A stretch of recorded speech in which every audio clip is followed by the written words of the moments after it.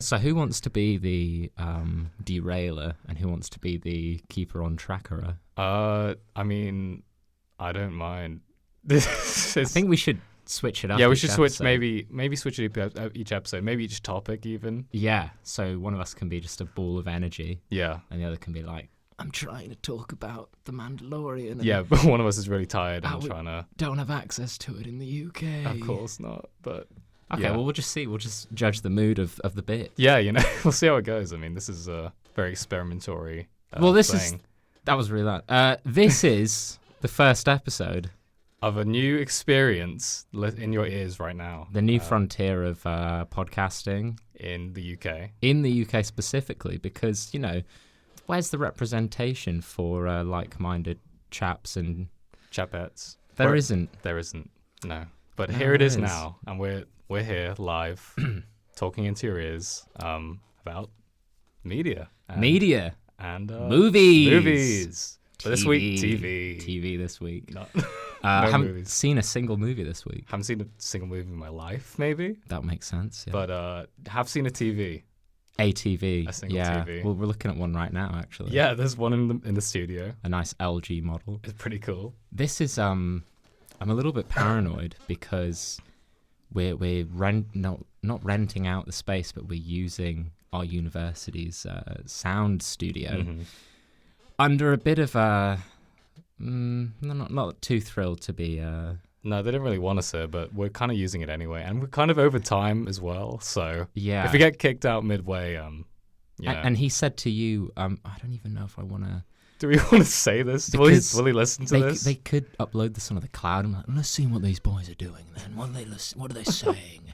Probably just stupid stuff just about drivel about movies and TV. All those blockbusters that are so popular now. Entertainment that you don't really need in your life, and it's not going to influence anything. It's all just so inaccessible to me. I mean, how do I access this? What is... but that, and I'm a little concerned about that. But you know what? We're third years. We really should have started doing this in first year, but here we are now, nearly halfway into third year. Got about 5-6 months left. Yeah, I feel like this is almost like not a midlife crisis, but like towards the end of our life crisis, where we're just trying to do as much as we can, because we're gonna die soon, almost. In metaphorically in the grand speaking, scheme of things, very soon. Yeah. It's like when you have the, when you're editing a clip and you pinch it, and it looks massive. Yeah. And then you zoom out and it looks tiny. Yeah. And that is the existential crisis that I'm having right now. This really started off not in the way not in the best way, to be honest. This is really... Should we get onto some topics? I was like practicing all these like bits, I'd have on here, and they were all quite like funny. Yeah. And now it's all just kind of sad. Existential and... But he said to you, this isn't going to be a weekly thing, is it? But the truth is, it is going to be Absolutely. A weekly thing. Even bi-weekly. Bi-weekly. The maybe every single day. I don't know. And, maybe like, because if this really does connect in the way that we know it will, maybe he'll be on the finale. Maybe he will. And I think he should, to be honest. Yeah, absolutely. Because he's someone I'd like to really get to know. I won't tell you his name, but I will tell you his last name is a type of meat. But a type of meat that has been tampered with. Yeah. It's not natural not fresh meat. It's not, it's been processed for sure. And does that's kind of him. Yeah. A little bit. Been through the system, kind of been chewed up a little bit and spat back out. Yeah. And now he's, And he wants to help us, but he's begrudging because he's been fucked over before. And I want to get to the root of who he was and who he probably really is. But that's like 10 episodes away at least. So let's get into the main thing. And the main topics, yeah. I also think this will be a great exercise in letting go of the fear of repeating oneself. Because I always worry about, saying the same thing. And obviously we spend a lot of time together. Yeah. So I do worry about that. Yeah. But now I will be just saying the same stuff that you've heard. Absolutely. Countless times. And I'm going to be sick of it. And you're going to be sick of it. In 2 episodes. Or maybe at the end of this episode, to be honest. So I will start this with just a rant about the Joker and why I hated it. But I won't because I'm sick of that. Jeez. But yeah, we're talking about TV, aren't we? Yeah, we're talking about TV, and I don't know which ones you want to get into first. I mean, we got a couple topics here. We got the Mandalorian, obviously, which had premiered Monday. On Monday, yeah. So we should just talk about that first. Yeah. So we should probably preface this by saying that we're living in the UK.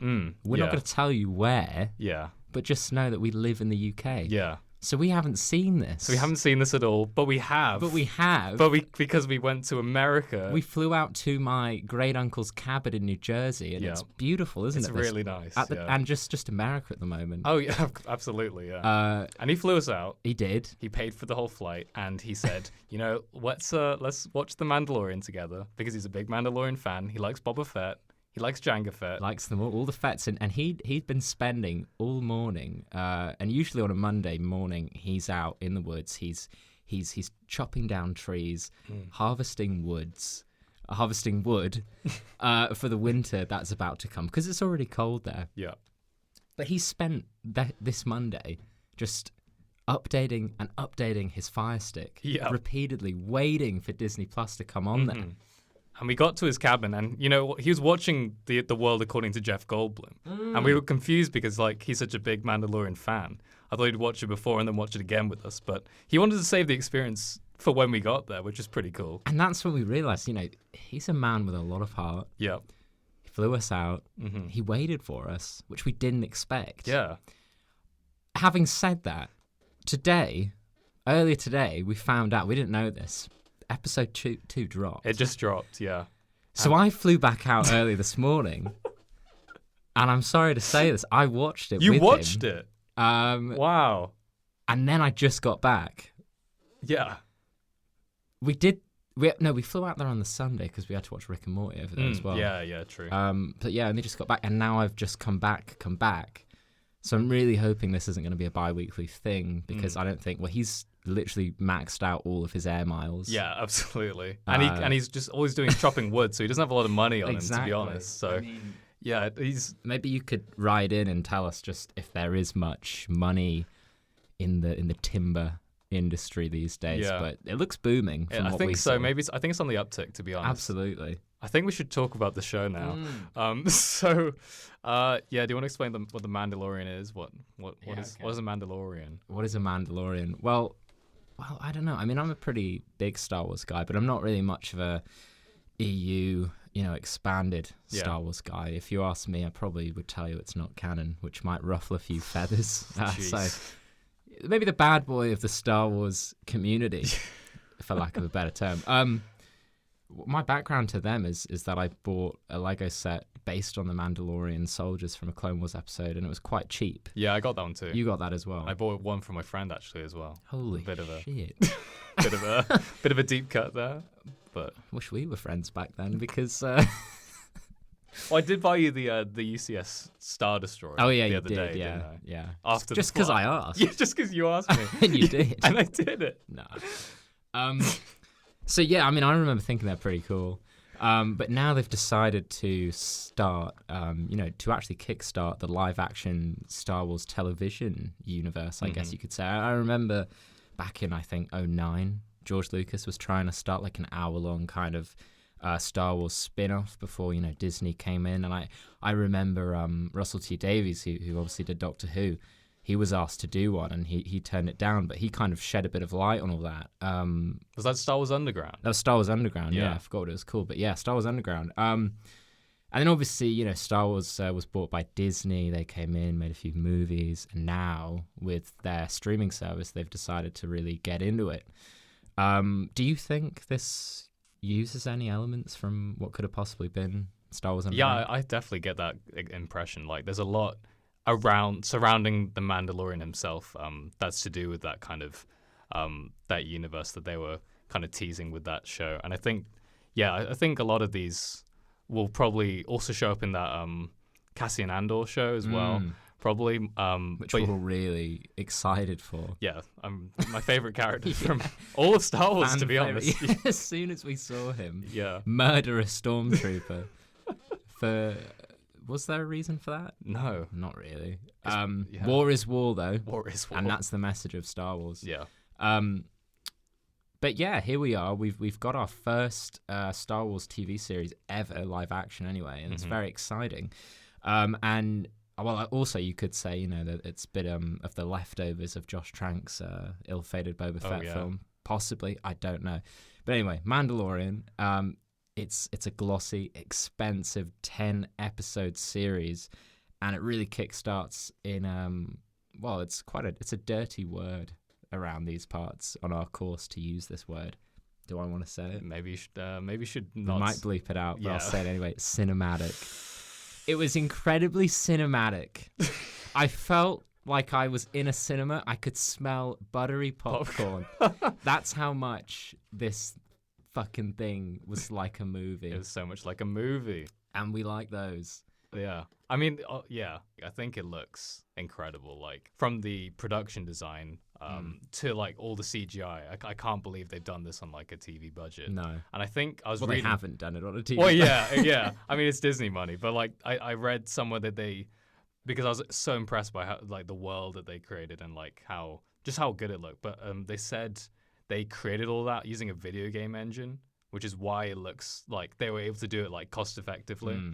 They're using I think it's Unreal Engine 3, which is like typically used for making like video game like atmospheres and stuff like that. So I guess they got away with it in that way. Well, this morning when myself and Uncle Dale were watching episode 2, he tapped me on the shoulder because we watched to the end of the credits, and he said, "Revan, does that say the Unreal Game Engine in the credits there?" And I said, "Yeah, I think it did, Dale."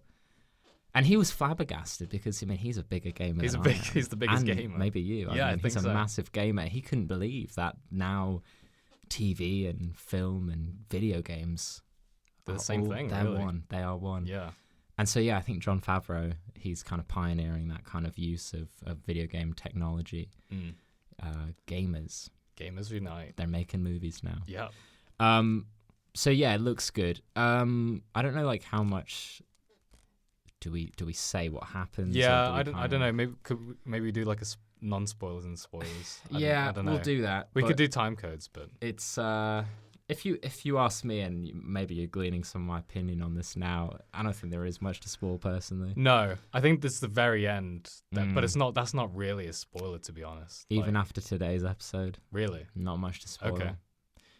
Overall, I think I enjoyed the second episode better, though. I will say that. Yeah. Well, when I go back to America, when we watch episode 3, I'll watch episode 2 as well, and then I think by next Friday he'll have amassed more miles. Yeah. I think and then so. he can fly both of us out, and then I don't mind watching that one again. That's cool. Not an issue. Mm-hmm.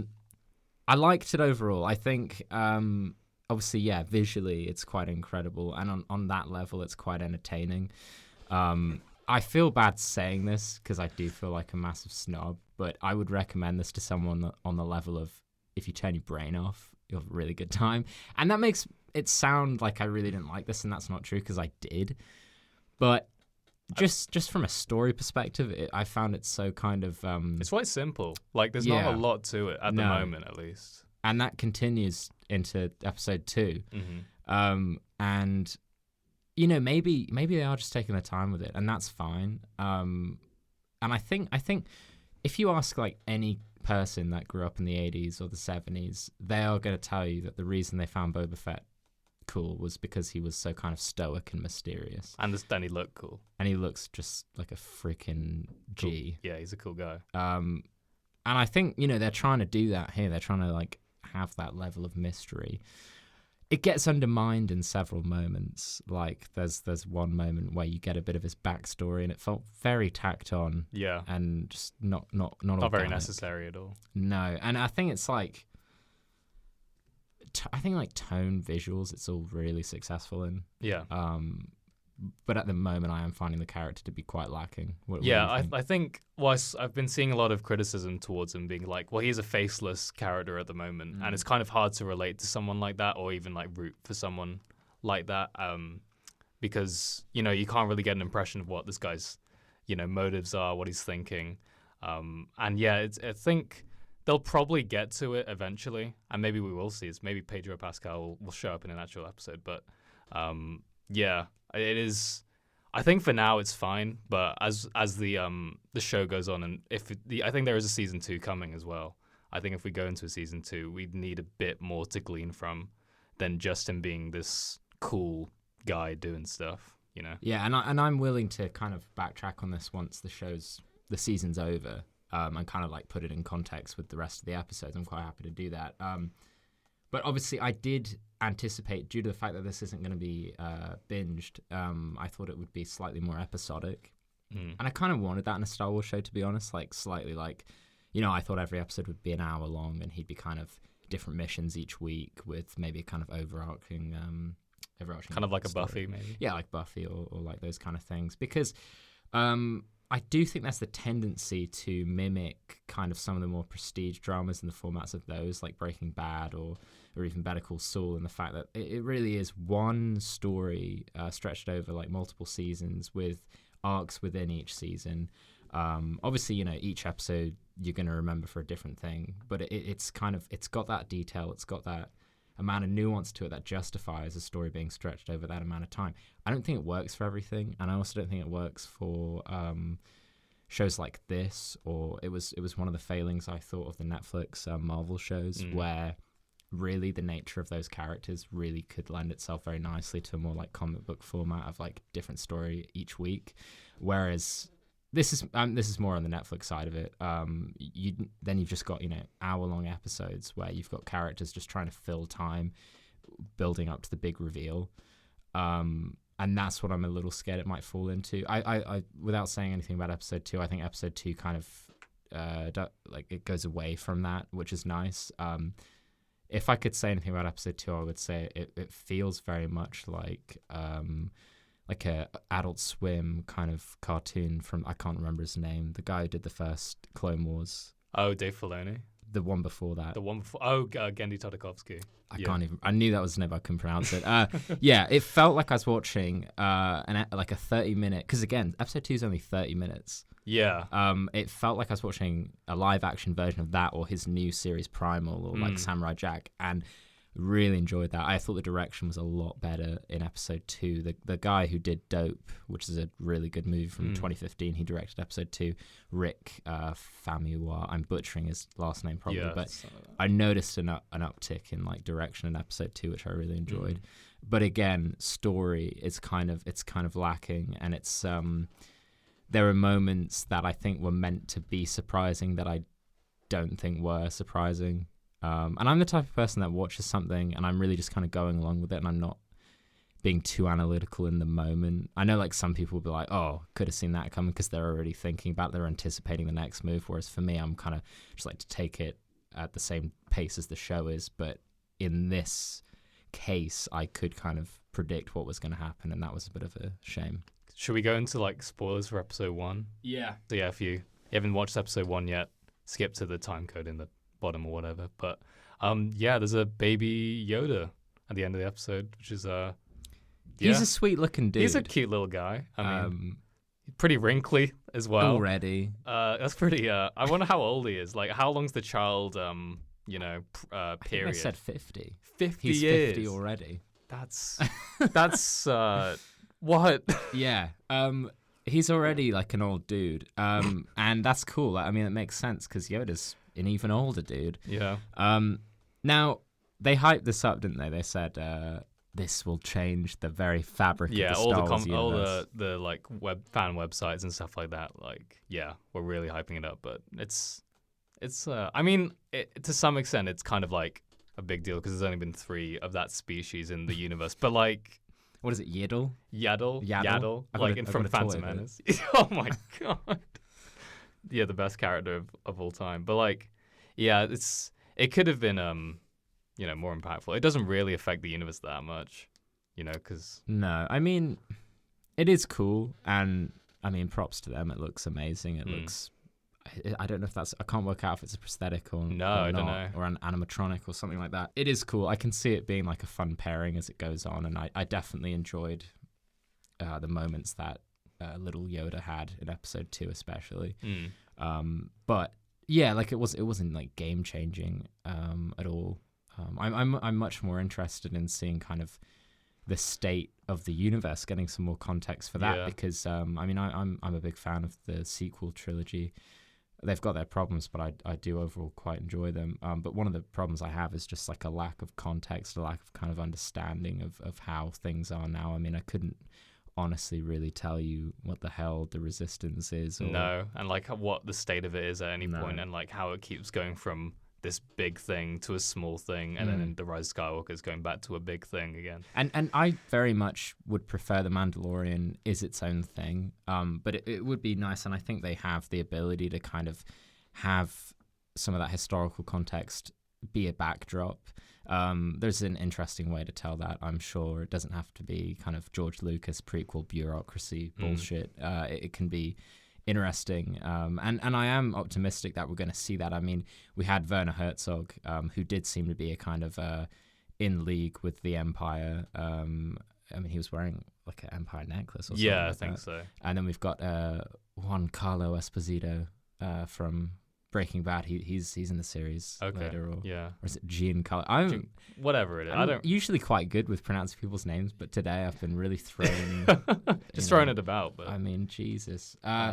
So yeah, maybe we will see that. Maybe we'll just have to be patient. Yeah. I also want to bring up IG-11, I think it is in the first episode as well, voiced by Taika Waititi. I thought he was a really good addition. But obviously he's killed at the end of the first episode. So do you think we'll see him again throughout the series? I mean, possibly. Maybe Taika's voicing every IG unit possible. Yeah. I mean, I did really enjoy that. But I mean, I'm never really like big on action if it doesn't really mean anything. I was talking to someone else about, like the opening, just the Mandalorian in that bar, and it does all feel like stuff we've seen before. But I do think the shoot off at the end with IG-11 was pretty damn cool. But yeah, one more thing I want to bring up about Mandalorian. They made a reference with that prisoner that he takes on. They made a reference to Life Day, so obviously that means that the Star Wars Holiday Special is officially canon now. Which, let's face it, we all knew it was. It already was. Any true believer knew that was canon. Princess Leia singing, Yeah. Lumpy. I'm sure he's going to show up in the show as well, Han to be honest. proudly standing in Chewie's door like, oh, you've got a lovely family. That was good to see. That was kind of what we all were missing in the series. That kind of just the fun times. Just the fun times of because I'm sure there was plenty of them. Absolutely. And that was just a peak. Yeah, I think we're gonna see a Disney Plus show, which is just set slightly after the holiday special. They're gonna have a DH Luke, a DH Han, and it's just gonna be them, having a good time because we need a bit more of that. Enough of the war.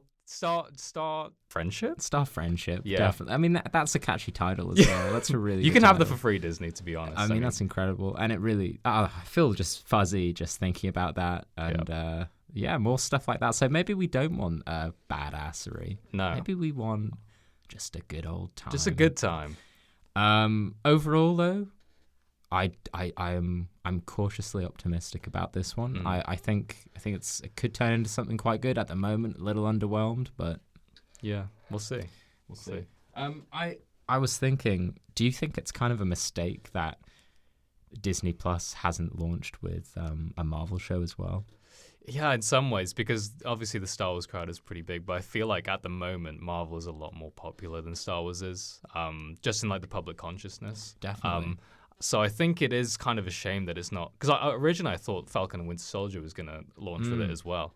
That seems almost like a lot to launch with, but I mean, it is kind of a missed opportunity. Because when we were over in NJ, we weren't like we were in and we were out. Yeah. We watched The Mandalorian, we watched Rick and Morty, and then we were gone. Yeah. We didn't stick around to watch anything else. The World According to Jeff Goldblum. No. As much as we love him and worship him, as anyone with common sense would, we thought we'll wait for this to come to England so that we can kind of just enjoy it on home turf. Yeah. Well, we can watch it like we watched Prank Encounters with that kid from Stranger Things. Gaten Matazzaro. Get him out of the Zaro. And I think there isn't a lot I mean, obviously there's a large amount of content because Disney owns everything now, but there's not a lot of new content on there at the moment, like original stuff, to kind of justify it. I think really The Mandalorian's the only thing that's kind of drawing me to it.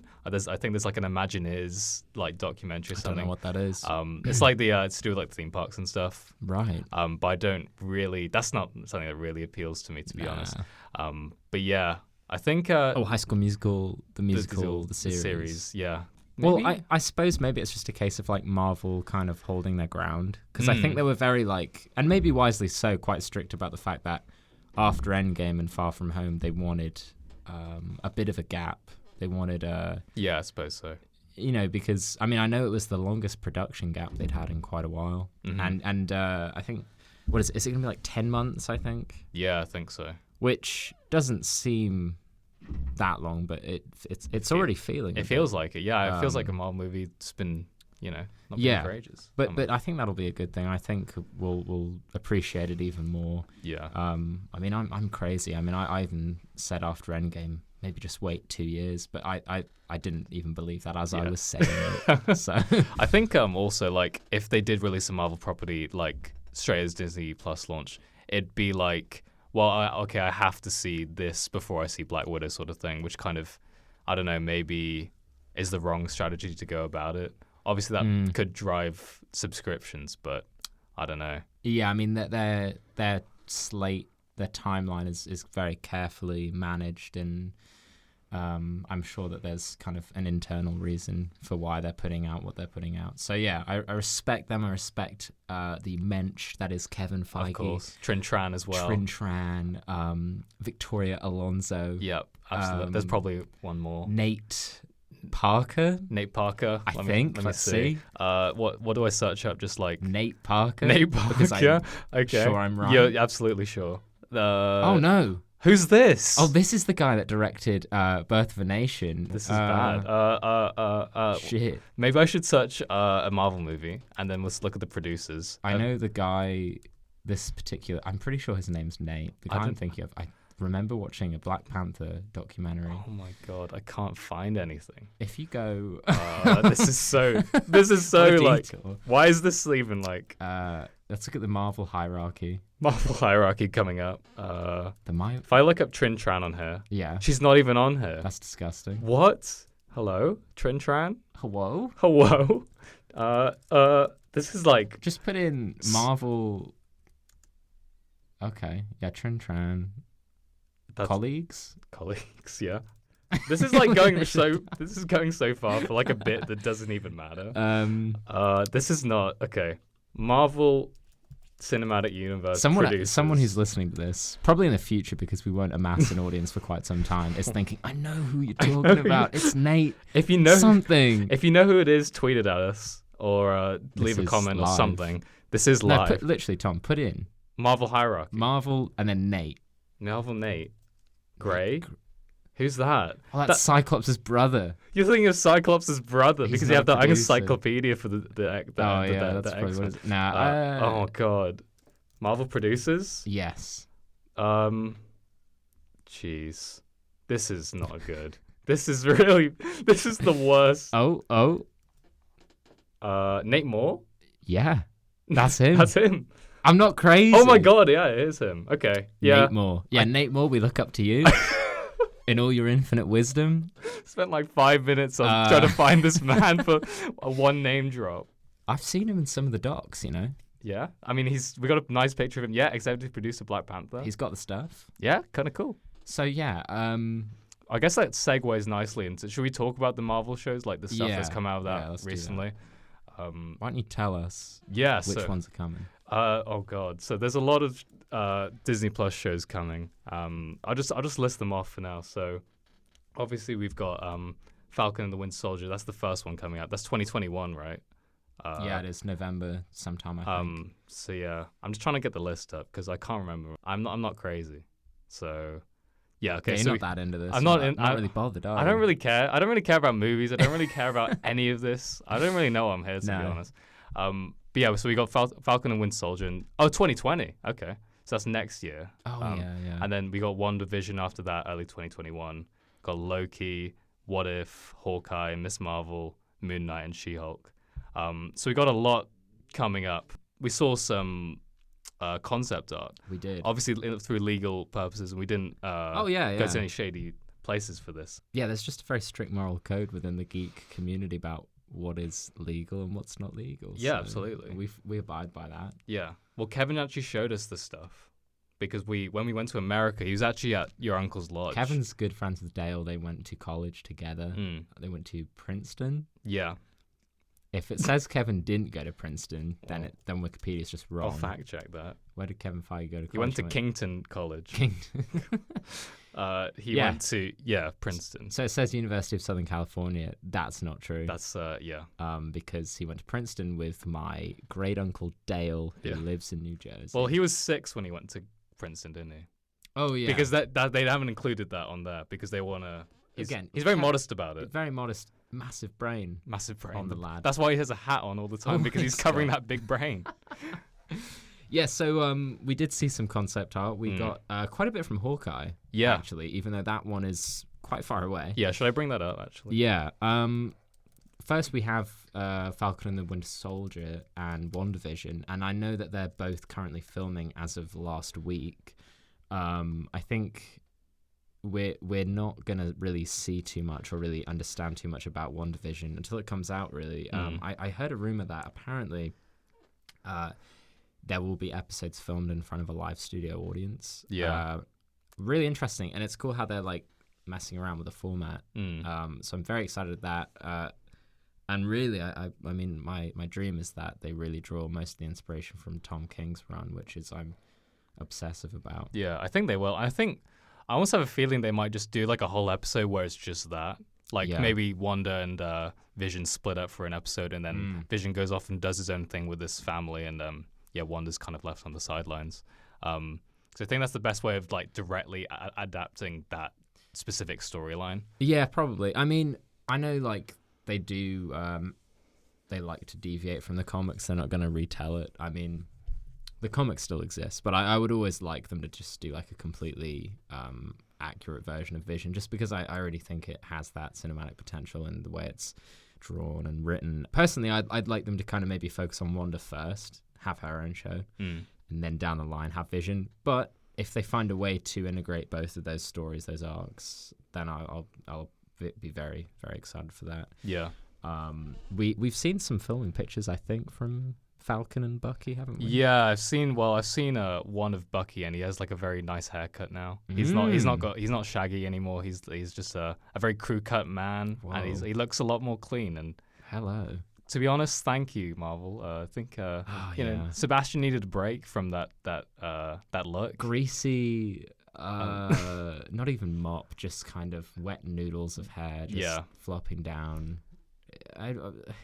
It's not nice. It's not nice for us. It's not nice for him, and I think it's a nice change of pace. It made sense in the beginning when the Russians aren't probably bathing him, and he's getting knocked out constantly. He's just a complete mess. He was in a rut. He was in a bad place in his life, and now let's have the haircut reflect his new place in life, I think, and he looks great. He looks good. But yeah, we saw like a costume for him as well. So it's like a blue costume, and then he has like his metal armor exposed again. But he has like the star back on his upper arm. And if you compare that to like the Falcon costume now, which is a lot more inspired from the comics, it's not really drawing from the new Captain America Sam Wilson look, which is very Captain America inspired. It's more his like classic comics look, which is like the red and white.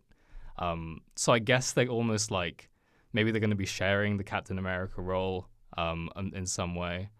Yeah, it seems that they're deviating from expectations by not having Sam just automatically be Captain America. We're going to see him really become Falcon in a way, because obviously he has been Falcon, but we haven't really gotten the spotlight on him. So let's really like double down on Falcon first, and then we'll see. I mean, do we want to go into what we've heard about the plot? Because I have heard quite a bit about it. Yeah, we can go into that. If you don't want to listen to this, then you can skip this. But. I mean, it seems that Wyatt Russell, son of Kurt Russell and Goldie Hawn, he will be playing... he's a U.S. agent. And it seems, like the government has their own opinion on who should take over the mantle, and Oh well, obviously they're not going to want Bucky, so that's out of the question. For reasons unbeknownst to us, they're not too keen on Sam either. So yeah, it seems like US Agent is going to kind of fill that role for now. Whether or not he actually will be the villain, or if he'll be touted as the villain and then actually end up being an ally, because obviously we've got the return of Baron Zemo. Yeah, and he's wearing the purple sock, and he looks good. I mean, he looks damn good. Made that work. They could make anything work. Yeah, and because that's not even concept, that's actual frame like from the show, and it looks great. That's like, awesome. So it'll be good to see him again and see what he kind of gets up to in the show. It's I've always thought that Zemo's been one of the best villains we've ever had. Even in a movie as crowded as Civil War was, I think Zemo really had the room to breathe and like be a really like formidable foe. And I think Daniel Bruhl's a fantastic actor, and I think it's great that they've brought him back in. And I imagine he's going to be even more messed up than he was before, and he's going to be, using people to do bad things. Bad stuff. Because I think he's like the leader of the Thunderbolts in the comics, so maybe we'll see some some villains. I don't know. Well, I heard a rumor about them doing a Thunderbolts movie. Oh yeah, I think I heard about that and too. And that to me sounds amazing. If you get Bruhl in, you get Sam Rockwell in as like the warped version of Tony Stark. Yes. I mean, I would love to see him back. I mean, that short. If you haven't seen this, the short on the, I think it's on the Iron Man 3 Blu-ray. Yeah. All Hail the King with Sir Ben Kingsley, Sir Ben, as he likes to be known. I mean, that's just fantastic, and we get to see what Justin Hammer's been doing in the meantime. Although if you watch Luke Cage, apparently he's been doing quite a bit. He's a bit in that. He's a lot of the technology. It's Hammer Tech. It's Hammer Tech. Oh my god! And that was really bizarre because it was one of the very few times in those Netflix shows that they address the films, and I just thought this is odd. Yeah. But we'll go with it. Yeah. So yeah, that'd be great. Who else would be on that team? I don't know. Maybe Abomination. Will he come back? Wow. What's his bloody name? Tim Roth. Tim Roth. Yeah. Is so far really underutilized. I mean, he's almost not canon at this point, but Tim Roth is a fantastic actor, and I think if he was allowed to kind of really have a bit of fun with the role this time, I think he could be a really fun addition. So, yeah, I guess at the moment, if you kind of fill the roster with evil duplicate kind of versions, yeah, maybe have a few variations, but I think that'd be a great movie. I think that'd be cool, yeah. Even just like throw in a hero character that maybe he's kind of like leading them almost. Leading them, maybe a War Machine. Maybe throw in a War Machine. Yeah, give Don some. Yeah, trouble, Don needs some love. Oh, what a headache for Don! All these rowdy guys. Oh, guys, stop it! I don't want you to keep doing this. It's not. It's not cool. Don's in the room with us. Don's in the room. Already know. He's just left though. He's just left. He's gone back on. Because he came back. He was at Dale's as well. Yeah. He came back with us to stay where we are right now in the UK. Yeah. But now he's gone back home. He saw the sights and wasn't impressed. Well, he told us he's filming, something. A little. Okay. But we're not. I wasn't listening. We're not allowed to say what it is. Maybe you keep listening. When Don talks, I don't listen. No, you're not a fan of him, are you? No, I mean I'll let you decide if it's the fact that I'm just kind of mesmerized or that I don't respect him. Yeah, we'll let you decide. What do you guys? Do you respect Don Cheadle? Let us know. Let us know in the comments. Give us a tweet. Give us a ring. Give us anything. Anything. Holla. Holla. If you can. But should we talk about the Hawkeye concept art as well? So yeah, obviously we have this concept art. It doesn't really reveal a lot, but it does show us that Kate Bishop's definitely going to be part of the show. And obviously it's not based on the likeness of any actress at the moment. So there's obviously been, I don't know if it's confirmed at the moment, but Haley Steinfeld's kind of been eyed to play that role. But this concept art doesn't really show any of that. It just shows Kate Bishop as a character, not played by any particular actress at the moment. Yeah, I mean, they've got time to kind of figure that out with Steinfeld. I think, she'd be great. Yeah, I mean, she's great in everything. Whoa. No, she's a great actress. Yeah, no, she's really good. I think, she would be fantastic in that role. I recently read Matt Fraction's Hawkeye run, and I was really impressed with it, and ended up, kind of enjoying the Kate Bishop issues more sometimes than the Clint ones. So I can't wait, and I think Steinfeld will be fantastic. I actually wanted Haley Steinfeld to play Kitty Pryde. Yeah, that would have been good when casting that comes as well. Along. But I'll take this. I think either way it would be great. Yeah, maybe she play both. Yeah, sure. She should do it. Yeah. And also in this concept art, we see Pizza Dog. Yeah, there's a pizza dog. Which is the name of Clint's dog.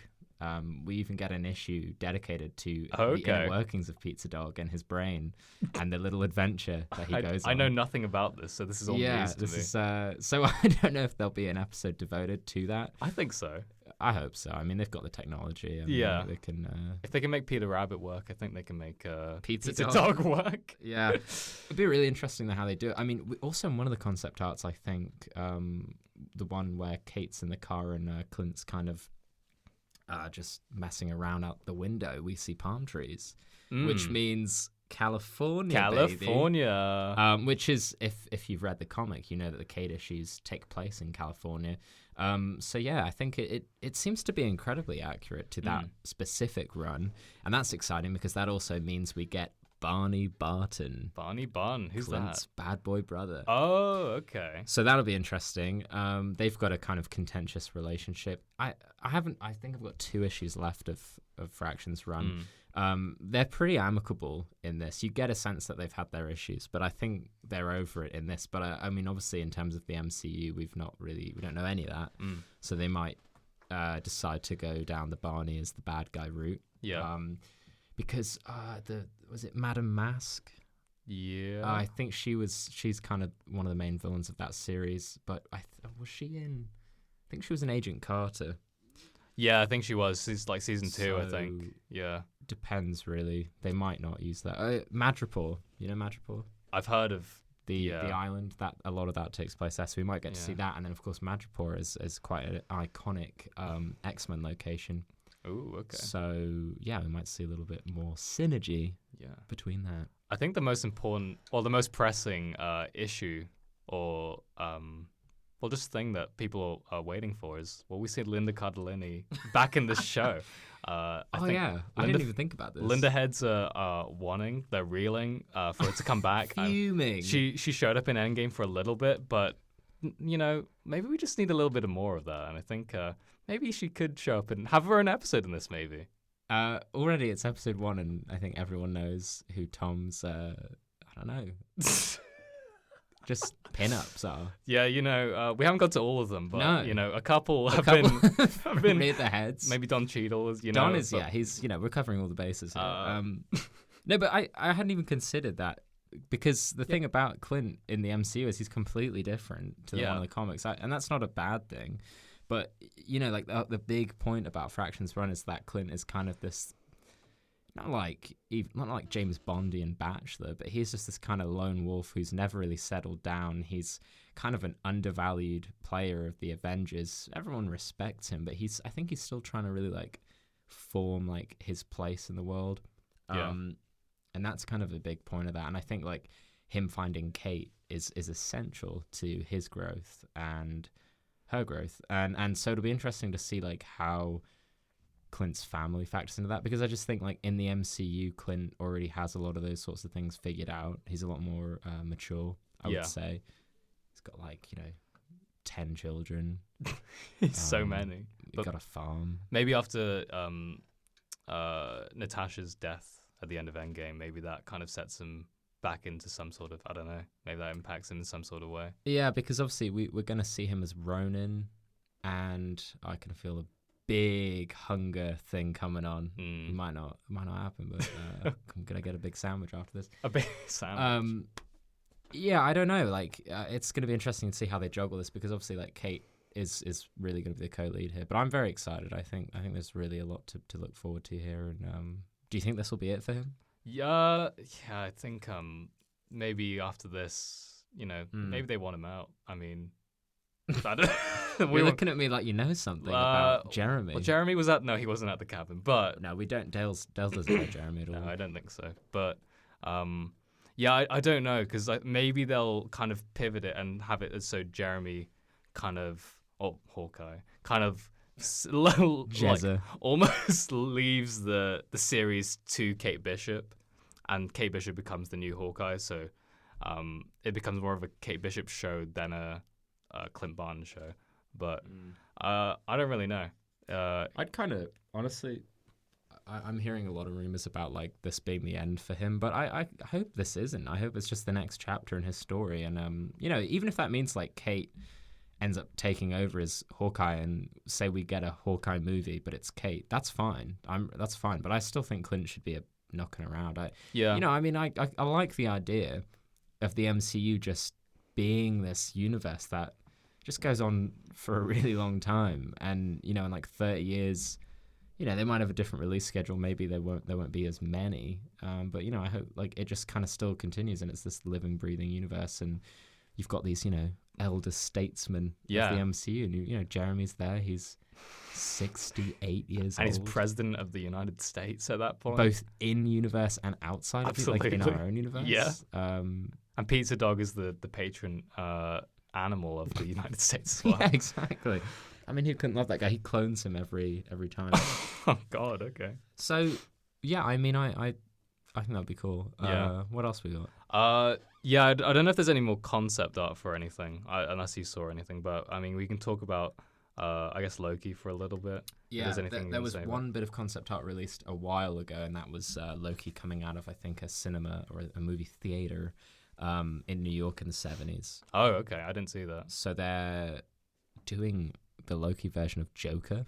Oh, Loker. Loker. It's going to be Tom Hiddleston dancing down the stairs to what's... Do you know what it's like when you get a mentally ill man, mix him with a dad who doesn't love him, and yeah, that's a little taste from I read. Yeah. Well, actually, Tom Hiddleston just came in. He started talking. You mewling quim. Whoa, stop. I just spat all over the mic, like he does in that scene. Yeah, that's a little peek we've seen, so I think it's going to be time traveling. I'm looking at this as like evil Doctor Who. Yeah. And that's cool. Yeah, I think that's really cool. But evil Doctor Who with a heart of gold. With a heart which, of gold. Let's face it, if you really know Doctor Who, that's just Doctor Who. That's just Doctor Who, and you love Doctor Who. I and love so Doctor Who. Another Doctor Who show? I mean... Yeah. Well, we don't... some would say there isn't. The other Doctor Who show is not really Doctor Who. Let's Chris move on. Chibnall, who's our producer, he's just had a heart attack outside of the booth. Oh my... Where's he gone? He thought I liked it, but guess what, Chris? I hate it, and I'm not too fond of you either. No, I'm sure you're a nice guy. He's done some good things. Broadchurch was pretty good. Doctor Who? What if? What if? Marvel's What If? This looks cool. Yeah, we saw some like little, almost like GIFs, I guess, of just some of the animation reels that have come out of this so far. And the animation style looks really good. They look amazing. It looks really unique, and I think it's kind of... I'm glad they're doing something that's quite different and quite stylized, but also that's very much looking like the MCU, and like you can tell like this is very MCU inspired. Honestly, like this might be one of my most anticipated because, well, I love animation, but it's just a very interesting idea of seeing these kind of alternate versions of these characters. And obviously we saw the Peggy Carter Captain America, or I guess Captain Britain, in these GIFs. And it looks really good, and I'm looking forward to all the cast members coming back. And yeah, I agree. I think it looks really it looks cool as hell. And I think this could end up being one of the more popular series that they do, because I just think the possibilities are endless, and the animation looks so cool, and it looks just really distinct. But it also, the GIF we saw of Sebastian Stan from the Marvel Zombies episode. I mean, that looks like him. That looks like Mr. Stan. Yeah. And I mean, yeah, just that little bit we saw of Steve Rogers in the Iron Man suit. Yeah, and him as a zombie as well. It all looks great to me.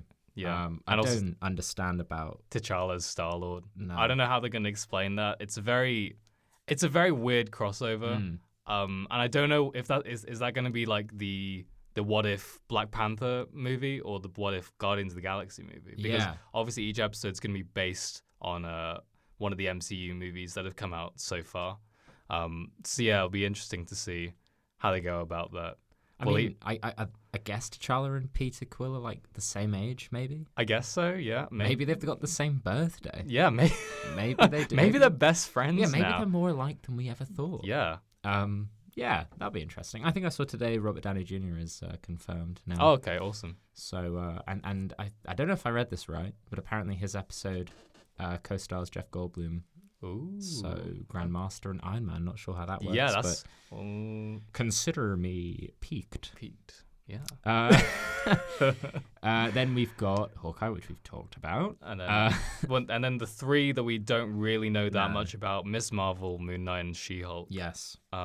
So yeah, I mean, we really don't know that much about any of these shows. They haven't really talked about them. There's no casting rumors that I've heard of or anything, or any plot details. But... I know they're casting Miss Marvel at the moment. I saw a leaked casting tape, which everyone is like shitting online, but I mean, these are, casting situations are never easy or comfortable, and they see many people. So yeah, obviously, that I don't know. They're probably looking at a lot of people, so I'm sure they'll get someone that's great, and that'll be really interesting. It'll be interesting to see how that fits in with the Captain Marvel. Yeah, well, I have a feeling she'll probably show up in the show.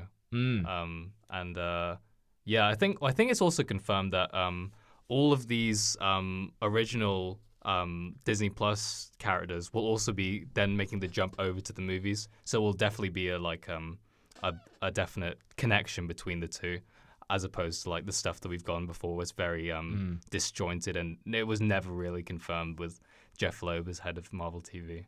And that's the great thing, is that these series are going to be as essential and vital to the slate, and so they're really going to be their own thing. I know some people online were a bit, but they weren't happy. When are they happy? I mean, really. But that's what the comic books are like. I mean, I think they're smart enough to not like overpopulate it, and I don't really think that. I'm sure you'll still be able to watch the movies if you've not seen these shows and enjoy them. I mean, people watched Endgame that had never seen any of the other ones. Yeah. They liked it. It doesn't matter. And it's like with the comic books. I mean, the comic books are way worse for this. They're really overwhelming, and it's hard to like make a start. But it's like, you just pick up one, and even if it is involved with other arcs and other characters, you still get the gist of it. Yeah, you get the gist and you enjoy it. And if you want to read those tie-in comics, you can go out and seek them. And exactly. But and so I think that's gonna be what this is like, and that's really exciting. That's like it's the Marvel Cinematic Universe. So yeah, I can't fault that plan, really. I think the last thing that I want to touch on is that I'm hoping for a Dale Disney Plus TV series. And if you don't know who Dale is, we're not talking about Uncle Dale. Not talking about Uncle Dale. No. We're talking about Dale from the first Ant-Man. Yes. Who was the Baskin-Robbins manager, played by Greg Turkington. Greg Turkington, who is, I mean, fair to say, our comedy hero. Mm-hmm. From On Cinema at the Cinema. And you could say this is On Cinema UK. Cinema UK. If you want to think that. If you go for it. Yeah. The podcasting division.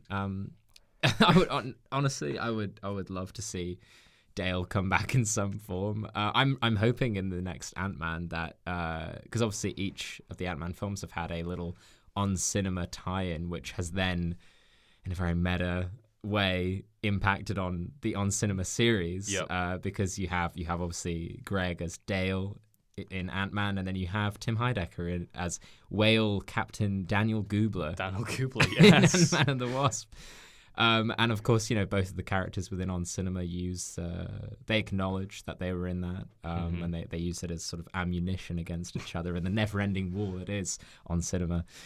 So I'm hoping that maybe we get Dale and Daniel in the same scene. maybe Ant-Man and the Wasp 2 or 3 isn't Ant-Man and the Wasp. It's Ant-Man and the Wasp and Dale and Daniel Goobler and Joe Estevez. Joe Estevez. That's the thing. You look at Joe Estevez, who is one of the frequent cast members of On Cinema, who plays himself.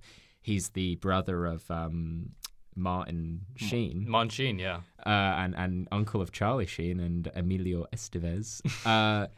Yeah, maybe he's a prolific actor of the screen, but he's never appeared in a movie quite like this. No. So maybe, this could be his chance to shine. It's similar to how you got the Russos, and each of the Russos films, they have a nice little nod to either Community or Arrested Development. That's true, yeah. It's that kind of thing. So and you know what? Maybe if that does well, we'll get a Dale show. Yep, absolutely. So Dale fans, we salute you, and we hope that... You're loved. And we hope the Disney Plus show comes out soon. Also, I guess very quickly we'll talk about Moon Knight and She-Hulk. Moon Knight. I'm praying that Shia LaBeouf gets cast. Oh my god! It won't happen because I doubt this would appeal to him. I don't know. You don't know with him. Because he hasn't really done a franchise thing since Transformers, and since then he's kind of done a lot more indie roles. So maybe he's ready to come back into the franchise thing, but maybe. I don't know. I think Moon Knight would be perfect. But yeah, Shia's been. There's Honey Boy that's coming out. Yeah. And there was the Peanut Butter Falcon, which neither of which I've seen yet. No. Both of them are two of my most anticipated films of the year. But yeah, I'd love for him to be Moon Knight. I also heard Michael Angarano. Again, I think I'm saying that right. I heard him rumored, and do you know? No, I don't know who that is. You will know. He was Will Stronghold in Sky High. Okay. And he's been in a lot of my favorite films. He was also in Jared and Jerusha Hess's Gentleman Broncos, which is a critically panned film, but it's one of my favorite films of all time. I think it's hilarious. Obviously, they did Napoleon Dynamite, Nacho Libre, and Michael is the lead of that. He's also in one of my favorite movies as a kid, The Forbidden Kingdom. Jackie Chan and Jet Li. Incredible film. Yep. Not sure if it's aged well. And then also, most recently, I saw him in The Stanford Prison Experiment, which was one of the best films I've seen in a very long time. And he really, because he's quite like a small, he's got that kind of friendly energy to him. He was also the backup for the role of George Michael in Arrested Development in case Michael Cera's visa didn't get approved. They had Michael in standby. Oh my god! And I could have totally seen that. It would have been a shame for Michael to not get the other Michael, Mr. Michael Cera, to get that. But that would have been great. But no, in the Stanford Prison Experiment, he is an absolute douche. He is a horrible guy. And it really kind of shows that he can kind of do anything, really. Yeah. So I'd be up for that. I think it's been a little while since we've seen him in something big, so yeah. Yeah, do you think if we get him in Moon Knight, we'll also get a Sky High Disney Plus series? Maybe a Sky High, the musical, the series? Well, who's to say Sky High isn't within the same world? Yeah, that would be cool. Who's to say, we've seen Kurt Russell, Ego? Yeah, maybe Ego and what? Steve Stronghold. Steve Stronghold is the same person. And Josie Stronghold. Played by... John Travolta's wife. Yeah. Cannot remember. Bear with me. Oh god. Scientologist. Renowned Scientologist. Kelly Preston. Kelly Preston. That's it. Yeah, maybe they're all part of the same. Oh, and maybe Mary Elizabeth Winstead will jump on board after Birds of Prey. I don't know. Oh yeah, Huntress in the MCU. Maybe. Yeah.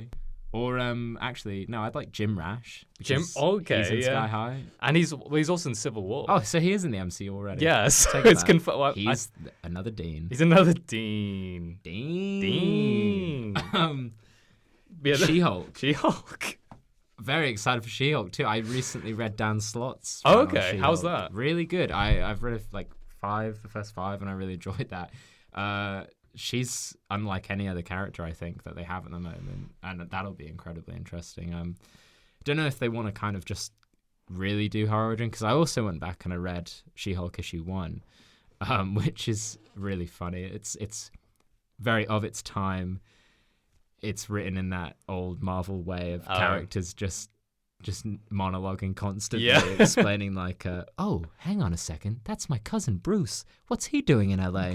And then, Bruce Banner walks into her office, and then she's representing some case, and then the dudes, the bad dudes come in their car. Uh-oh. And they don't like what they see. Uh-oh. And then it causes...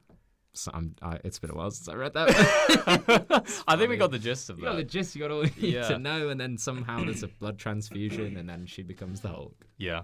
Well, I think because also Jennifer Walters is famous for being one of the other few characters to also break the fourth wall in a comic series. More recently, I think. Yeah. But so do you think we'll see a bit of that in a show? I don't know, because I've not read anything. I know that she is quite well known for that. I know I remember there was like a famous cover of hers where she's threatening to rip up your X-Men comics or something like that. Yeah, so maybe that'd be cool. I don't think she broke the fourth wall in Dan Slott's run, but I mean, who would you like to see? I don't really know. I haven't really thought about it, but we need someone, who has the physicality to it. I would say, well, I've heard some people say Alison Brie. Yeah. Could kind of see, but I would say from Glow as well, I would go for Betty Gilpin. Yeah, that's a good one. I think she'd be fantastic. But also one from Brooklyn Nine-Nine. I've heard her. Oh, Stephanie Beatriz? That's the one. Yeah. Could see that too. Could see that, yeah. She's got that kind of, yeah. Yeah, I'll go for Betty Gilpin. Yeah. Not that my opinion means anything. Well, I think from superheroes on the small screen to superheroes on the small screen, we move on to another show. Oh. That's my essay. That was an incredible segue. It took me by surprise. I'm sure it took the listeners. Not the viewers. Not the viewers, That's but not what we're doing. But if they're watching this on YouTube, then the viewers. Don't know how you're doing that, but that's cool. Yeah. Watchmen. Oh boy. 2019. Yeah. So, do you want to explain that a little bit? What it's about? Yes, Watchmen is Damon Lindelof's new program. Of course, he did Lost, and most recently The Leftovers, and it is the sequel to Alan Moore and Dave Gibbons' seminal classic Watchmen. Which was not more famously, but also adapted into a film by Mr. Zack Snyder. Back in 2009, which was a pretty good movie. It's pretty decent, yeah. One of his only good movies. I don't know if I'm allowed to say that. Well, the problem that I'm having with this podcast is that, let's make no secret about this, we do want to make it one day.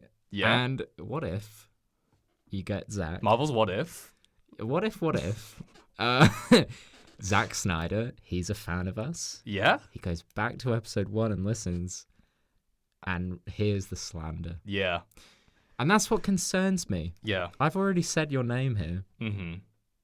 But if I say my name, the jig's up. The jig's done. We're fucked. Should I say your name now? No, I don't think I did. Maybe we should. We'll never say your name. Yeah, we'll never say mine. Because I got a good feeling about me. I got a good feeling about you. I'm screwed. I've just slagged off Zack Snyder and all his fans on Vero? On Vero. Is it Vero? I think it is Vero. And now they're all coming to kill me. I think I hear some knocking at the door. So this is not off to a good start. Chibnall's already been knocked out. Yeah, he's still on the ground, so he's no use. Yeah, I don't care about what Chibnall thinks. I'm not bothered about that. But I mean, Watchmen's decent. I think it's pretty good. I think it's very remarkably faithful to the book because the book is just so damn dense. Yeah. I'm getting through it right now for the first time.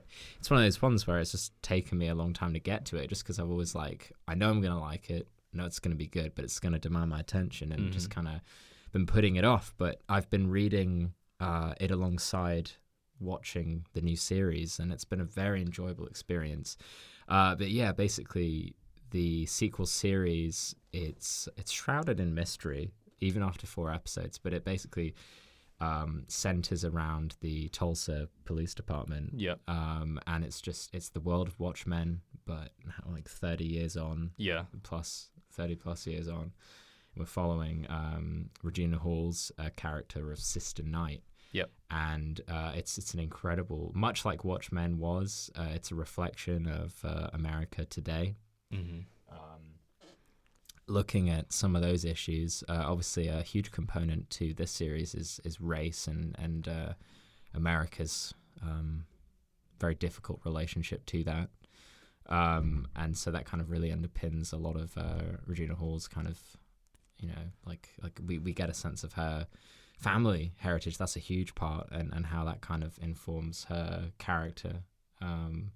We're getting callbacks to some of the older characters like Laurie Blake, Silk Spectre, played by Gene Smart. Mm-hmm. And then we've also got Jeremy Irons as Adrian Veidt, who apparently that was a surprise. Yeah, well, I think if you haven't watched the movie or read the comic, you wouldn't really know who he is because they don't really explain it until episode 3 really. No, who he is, where he says who he is. Yeah. But because I listened to Damon Lindelof's podcast, it's a HBO podcast about Watchmen, which I really do recommend because it's just an hour of him kind of talking about it and all the great discussions that went into and the kind of moral problems that kind of conundrum that he went through as to whether or not he should make this series. It's really fascinating if you're interested in how TV is made. Give it a listen, but I think it was intended that Adrian Veidt was going to be a surprise. Oh, really? We weren't meant to know who he was. Oh, but okay. Yeah, I think most people did. He's an incredible part of the show. I think he's probably my favorite, honestly. Yeah. Even though he's not that like connected to the rest of the show. No, so Damon said that they actually shot and they wrote all of Adrian's scenes first. Oh. And so they kind of had to commit to that particular storyline, and so I think they shot the pilot. And then they went off to Wales to film all the other 7 episodes worth of Adrian material. Yeah. And it's such a bizarre show. We still don't really know what's going on. No, but I think that's almost kind of the cool thing about it, because it's really holding back and kind of taking its time with getting to the kind of meat of the story. And it does drop like some pretty significant things throughout. But also I do like how kind of bizarre and weird it gets. I think a lot of people will be turned off by it, but I think a lot of the people who say that this show is too weird also will have watched Game of Thrones, which is another HBO series. So it's kind of like you can make that leap. Honestly, for the sake of Watchmen and Watchmen's universe, it feels very much in line with what we've read and seen before, and I think it really does feel like a true sequel. Yeah, I really have been impressed by it each and every week, and it just feels so substantial. Yeah, there's so much to unpack. The hour goes by so quickly, and I always end up feeling like, is that it? Yeah, and then I think about what I've just watched, and I'm like, oh my goodness, there's so much going on. Yeah. Regina Hall is fantastic. Yeah, she's great. Really enjoying her as the lead. Tim Blake Nelson. Yeah, he's good. As is it Looking Glass? Looking Glass, yeah. A man with a reflected. He's almost he kind of reminded me of Rorschach at first, but he's not really that kind of character. He's a guy who wears this mask that's basically a big mirror that reflects everything, and he kind of helps the police interrogate criminals, that sort of thing. But he's great too. Yeah, I really like his addition. A lot of this kind of new world of Watchmen is kind of predicated on the idea that Rorschach's journal got out there, and then was kind of embraced by the extreme right, just extreme in general. And they kind of have taken on all of his words. And I'm not saying that Rorschach was a great character to begin with, but they've completely butchered the meaning and taken it for whatever they want, and they've used him as this kind of, Yeah, it's interesting to see how because you often see in like superhero stories how other heroes are inspired by heroes to take on a mantle of some sort, but in this it's the opposite. It's a hero anti-hero, I suppose. His words kind of taken to the complete extreme to do horrible, immoral things. Well, that's the thing. I've been reading Watchmen, and I've been kind of grappling with how I feel about Rorschach and if I think he's a good guy or not. Yeah. And it's really interesting just hearing the characters' perspectives on it. You hear Laurie, and she's very quick to write him off. And I know I myself am very kind of I'm not too forgiving. Yeah, you're not. And it's about to get very serious right now. Yeah, I'm not too forgiving, and once someone's done something, I tend to write them off. So I think if I existed in universe, I'd probably align myself with how Laurie thinks of him and just completely not a fan. Yeah. But when you do kind of get that insight into his childhood, not that that excuses anything, but he does have his own set of morals. I do believe that Rorschach believes in what's good. He just is completely down the wrong path. I think a lot of it is down to like his own just his self-worth and like his journey. And I think he sometimes conflates that with what he's looking for. He kind of confuses that a bit. And he projects a lot, I think. Yeah. But I do think he has good intentions. I think, and that's the fascinating thing about Watchmen is you witness Rorschach's humanity less and less. And I think he started off as an admirable person, but but it makes complete sense that his musings would be misinterpreted by the extreme right, and they use him, and I think that's such an interesting idea. Oh yeah, sure. Is there any more we want to say about this before we kind of delve deeper into just Watchmen the show and like more spoiler stuff that kind of happens? Yeah, I mean, there's definitely moments that would be great to talk about. Yeah. So we can go into that now. Yeah, okay, so yeah, spoilers for now. Do you want to say it? Yeah, I think you can say it. Big blue dildo. Big blue dildo. Wow. Pretty cool. No, not the word I'd... It's cool in colour. No. It's very colourful. It's very vibrant looking. So that... Yeah, this is just another example of just the kind of the ridiculousness of the show. And if you go and listen to Damon Lindelof on the podcast, he said one of the great things about this show was that obviously he started it. It was his idea. It wasn't his idea. HBO came to him and he said no several times, but he was really, he's the showrunner kind of thing. But he said one of the great joys of working on the show was just having a really solid writer's room, and having a really diverse writer's room, and not in terms of background, but also just in terms of who was sort of in the world of Watchmen and who wasn't. So they had writers who'd never read it. They had writers who were obsessed with it, and then they'd do a book club every week. And he just said, one of the joys of it was the collaboration, and that idea specifically of Laurie opening a briefcase a la Pulp Fiction, the light glowing in her face, and the audience thinking, "What is in that?" That was an idea. He said that if he'd thought, he would have just thought, "Oh no, I can't do that. That's insane." But it's one of his co-writers who kind of came up with that, and then they all just they thought about it and they thought that's a pretty good idea. And I think it says a lot about her. Oh yeah, definitely. So it's not just being weird for the sake of it. Oh no, yeah. There's a lot.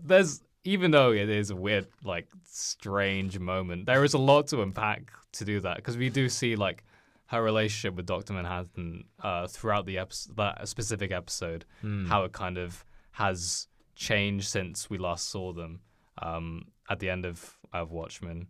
That it's so confusing to say, because this is called Watchmen, and then the old one's called Watchmen, and then there's Watchmen the movie, and it's just it needs to be Watchmen 2, and then Dr. Manhattan holding up 2, the peace sign, the poster, like all great sequels do. Absolutely. I also just want to mention, for all the spoiler people listening, I'm wearing my Watchmen t-shirt as well. Boy. Just wanted to point that out. I got this at Comic-Con this year. Nerd alert. So pretty cool.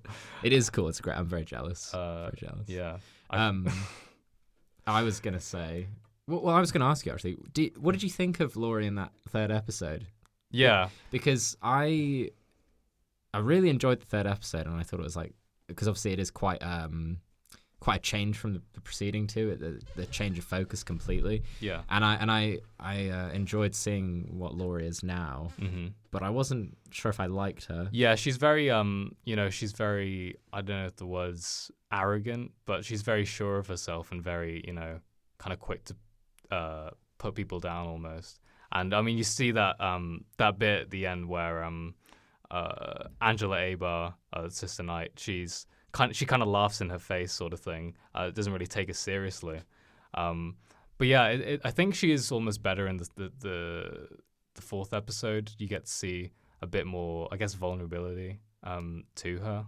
I agree completely. Yeah, I much preferred her in the fourth episode, and she's actually my favorite part of the fourth episode, to be honest, because I think it is in her character that she's trying to be this kind of scary woman, like, don't mess with me, and I've seen it all before, very wizened, and so episode 4, we're slowly peeling back the facade, seeing who Laurie really is, and I think she adds a kind of levity to it. She's got that kind of dry wit, which I really enjoy. Yeah. So I think the kind of most the thing that I wanted to talk about the most was like Adrian Veidt's character, because he constantly caught me off guard in each episode with the things that he consistently does. So starting off with the second episode, I mean, that play that he does with Mr. Phillips and Miss Crookshanks, and that's when you realize that those characters are also clones, because previously you just think, oh, there is like servants and stuff. But yeah, it's because obviously he's in the comics, he messes around with like genetic modification and stuff, but then you realize in this, he's kind of taken that to the very extreme. But so in this, he makes them do this play which recounts Dr. Manhattan's origins, essentially. And it's just very strange. And I kind of really enjoyed it, but was also very horrified by it. It was Especially, incredibly disturbing. yeah. I mean, we have one of the clones painted completely blue with completely naked as well, and then he also burns one to death, and then kind of has to get rid of the body, and it's kind of haunting in a way, but I think it's so well done and kind of just shows how this character's kind of yeah. Well, again, Adrian Veidt, he's a character who has changed massively since the beginning of Watchmen, and obviously, spoilers for that. He was the bad guy, but he was seen as the golden boy. He was seen as literally the golden boy. Literally, yeah. And he was the intelligent, reasonable one, the one that the public loved, and he seemed to be quite relatable. In this, he lacks any semblance of humanity. Yeah. He is just this mad, deranged monster, alone in this manor, just... I mean, episode 4 when he's fishing for fetuses. Yeah, you said he screamed. I literally was screaming, and I was watching this on my own, and I'm not, I don't really make noises. I'm not a very noisy viewer, but this was just horrible. It's very disturbing. It was when you heard the babies, making little noises, yeah, and you knew they were alive. And then he just chucks one back into the lake like it's nothing. I don't think I'll have this one. Yeah, oh, God. Crookshanks. Horrible man. Yeah, And then when he puts them into the chamber and then accelerates their aging process. Puts them in the microwave for 3 minutes. And he's just listening to classical music to drown out their screams. Eating that fucking cake. Yeah. Which looks disgusting. It's horrible. It's that kind of cake you get from Asda with the really thick icing that's just it's like... I don't like it. Yeah, it's... And then, obviously, in that episode as well, he he has new clones, and then he brings them up and he's killed just a bunch of them, and he's like, well, we got to get rid of these guys now, it's nothing. And it's just, yeah, I mean, I think he is my favorite part of the show, but whenever I'm watching him, he's constantly disturbing. No, I hate this guy, but it's incredibly fun. And I mean, there's a lot of rumors going around, and well, not rumors but theories about what he is. I mean, some people think that he's been imprisoned by Dr. Manhattan and that he's actually on Mars and some kind of weird reality. Yeah, because obviously we see the catapulting the thing and the bodies just disappear. Just disappear. So it's this kind of yeah. I mean, I think it's gonna really lead to somewhere interesting. I've heard next episode is gonna blow people away. Okay. Also, Lube Man, yeah. Which was hilarious. It was very strange, but very cool. I mean, I don't even know what to say. So smooth. Smooth. The getaway was incredible. I didn't even realize there was a gutter there. No. He went, so I mean... Because I thought he was going to set himself on fire. I thought he was pouring oil all over him. But no, he's just a tinfoil-y man who's, just a very oily man. I don't know. Very oily. Yeah. Gets through a lot of lube. I can't wait to see what he does next. Maybe he'll be the next, Laurie's next, yeah. You sound like a teacher writing in a yearbook, I can't wait to see what you do next. You're going to do great things. So yeah, we wait with bated anticipation. Yeah. The new lady in episode 4. The new lady? The new Adrian. What's her name? Oh yeah, True. Lady True. Yeah. Vietnam. Some Vietnam representation. Yeah, a lot of that. Yeah, there's a lot. Because apparently Vietnam is the 51st state in America now. Is it? Yeah. I didn't catch that. Yeah, there's a flag. They have a new American flag. Yeah, I saw that. And so yeah, Vietnam was that's I think that's why. Oh wow, that's cool. Grew up there and stuff. That makes sense. It does. Yeah, that makes a lot of sense.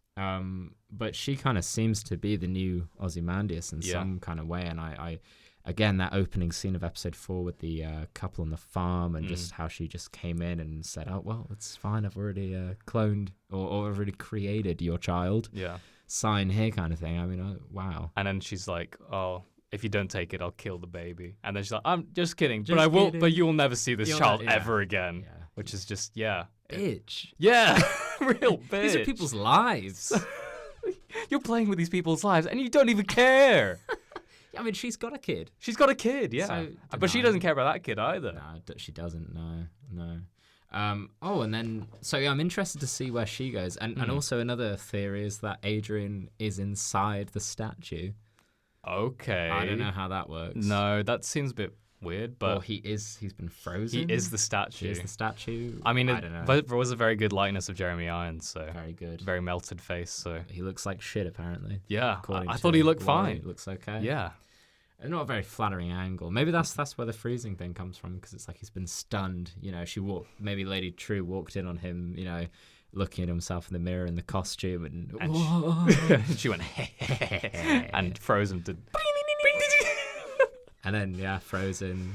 He's there. He's a nice bit of decoration in like New Vietnam, as she kind of called it. So I think that's Watchmen. Yeah, that's Watchmen.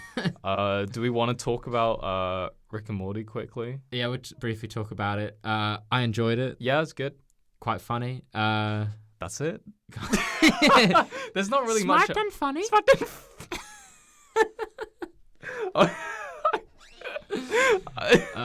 It was real nice. It was nice. I think like there's not much else to say about it because like it is just more of the same, and that's not necessarily a bad thing. No. Like I think it kind of sets off the season well, and like it just kind of returns the series to form and kind of reminds you why you like the show. It's just classic. Siri can. What do you want? What does she want? Sorry, I wasn't able to create the reminder. Yeah, I don't know what that was about, but she said the series The Foreman remind me why. I don't know. Siri's not a part of this. I don't know why she thought that. Thank you for that. Yeah. We'll cut all that bit out. Rick and Morty. It is more of the same, but that's not bad. It's just kind of.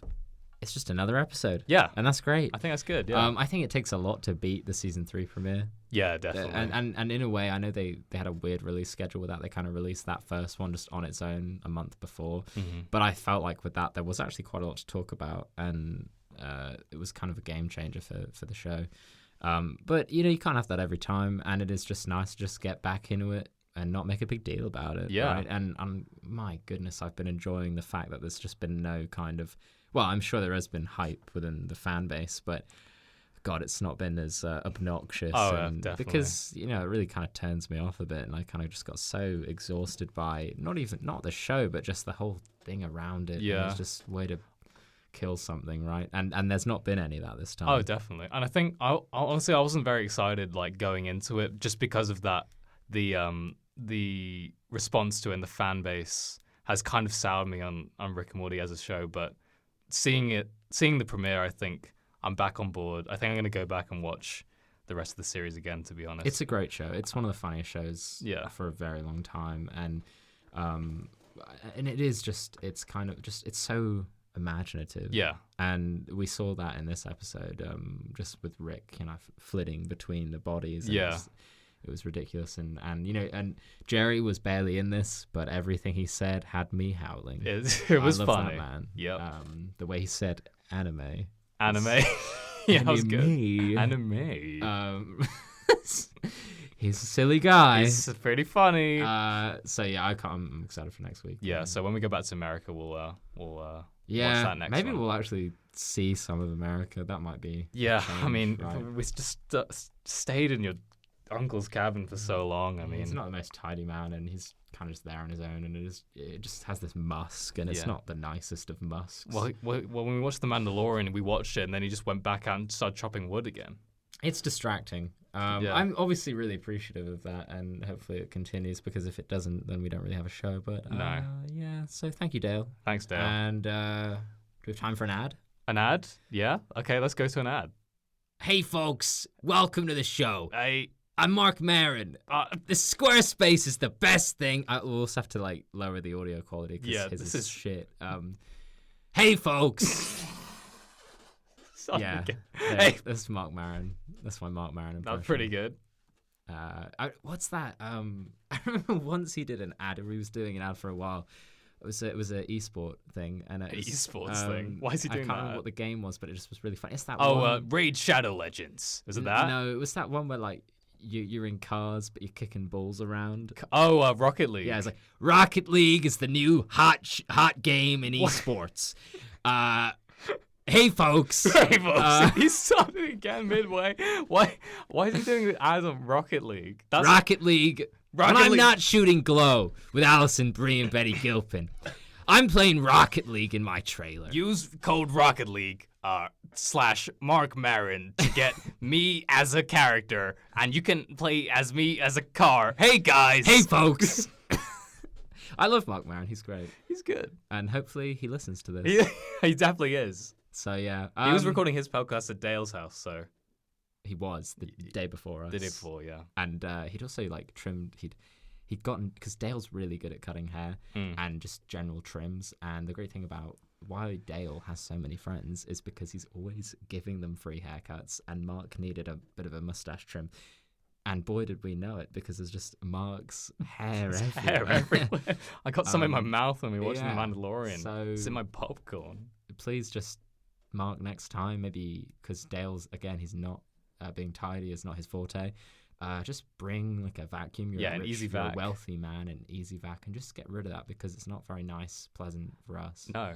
And you got to be less selfish and think of other people for once. I think that's the main moral we're trying to give here. And yeah. And on that note, I think we'll wrap this mother up. Yeah. How do we do that? We'll just say bye. Bye.